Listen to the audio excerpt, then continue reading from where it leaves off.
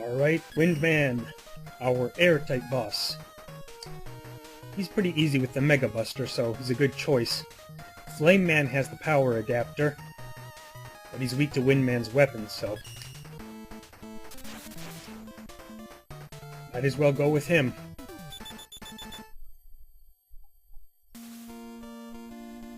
It's not too difficult of a boss, and his level's not that bad either.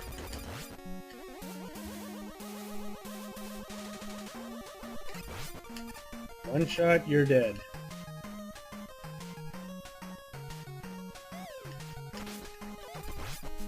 Just like Mega Man 5, if you get hit, your Mega Buster power-up shot gets cancelled, so you want to watch out for that. I just hate these type of enemies in these games. Get away from me. Oh, with the power adapters, you cannot, ow, I wasn't paying attention to what I was doing.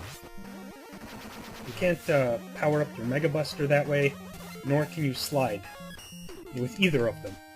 So there's no sliding with these things. But this jetpack adapter really makes the game easier for you. So that's why I like to go with Flameman. I like to start with him because he's the one who gives it to you, and it makes a lot of the other levels much easier. Ah, an E-Tank. That's a good way to start the day. Jump. And a 1-up. Yeah, a lot of people complain about this game that it's too easy. Not as challenging as the previous games, and to an extent I guess that's true. But it does have its tough spots from time to time. I can understand the criticisms, but I do enjoy the game even so. This is the only NES game that I owned. I got it back at the end of '95. I actually asked for it, because it was one of the few that I had yet to play. I had already played 5 and 2 and 3. I hadn't played 1 or 4 at the time, although I eventually did play them years later. But not at that point I hadn't tried it back then. Whee! Whoa! Close one! Miss me! What do we got up here? Ah, energy! And here we are at the boss. Mr. Windman is next. He's not weak to the shield barrier, I don't believe, so plant barrier. So Mega Buster it is. Let's take this guy out.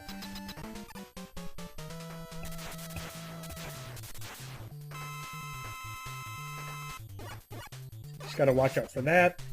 Tries to draw you in, not unlike Magnet Man from Mega Man 3.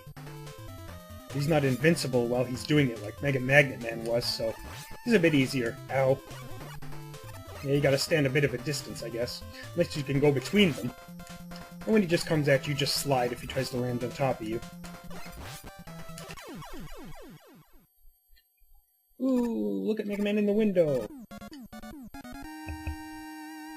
Yeah, the clouds don't move like they did in the previous games for some reason. Weird.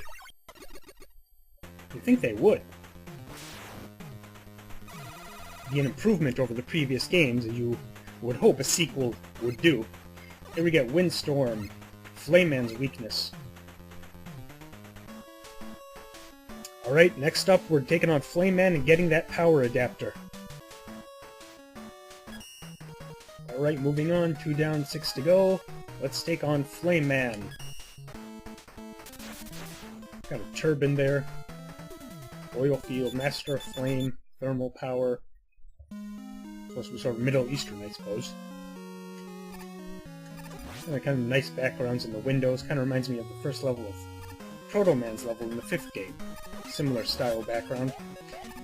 This here contains a 1-up, and you need the power adapter you get in this level to reach it, so it's kind of funny that it's there. I don't know why it would come back to this level just for a 1-up.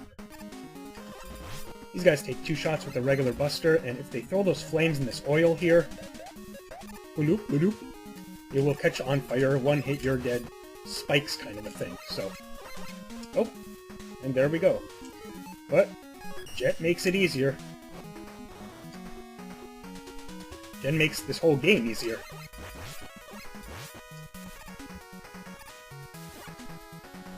I think if you beat these levels, they change color, kind of, don't they? I believe so. Maybe you have to get the beat parts first, I'm not sure. We have Beat in this game again, like Mega Man 5, but we don't get him right off the bat, which I don't really understand, since we did have him in the previous game. It doesn't make any sense to me. I never understood why. They said that, supposedly the Beat parts were stolen. But if we already have Beat, what do we need the parts for? They already created him. What, did they forget? I don't get it. But anyway, these guys don't have the Beat parts, but 4 of the robots do. And we'll meet up with them later. But first I'm going to beat, in addition to this guy, we're going to beat Blizzard Man. So basically the Plant Man and the top 3. They don't have the Beat parts, and their levels are more straightforward. More of these guys. Oh, we got these guys here. Throw flames. Not unlike some of the guys in, what was it, Quickman's level, I believe? Kind of throw their flames out. Oh, this thing's already on fire. Uh-oh. I better watch my jumps. Those hotheads, I think they might have been called in Quickman's level. Let's flip over to Jet here for a second. I'm here! Come get me! Ow. Zoop, zoop, zoop. I think the sound effects for the earlier Mega Man games were a bit different, weren't they? I think so. Ah, energy, which I don't need. I thought I was low on health. Ow. Okay, now I am.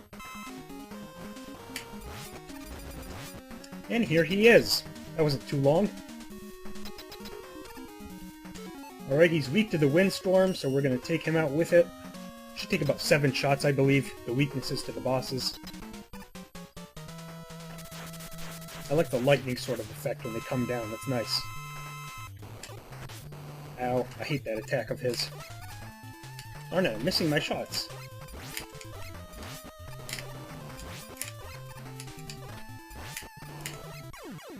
Yeah, that wasn't too hard. Hooray! Victory is ours!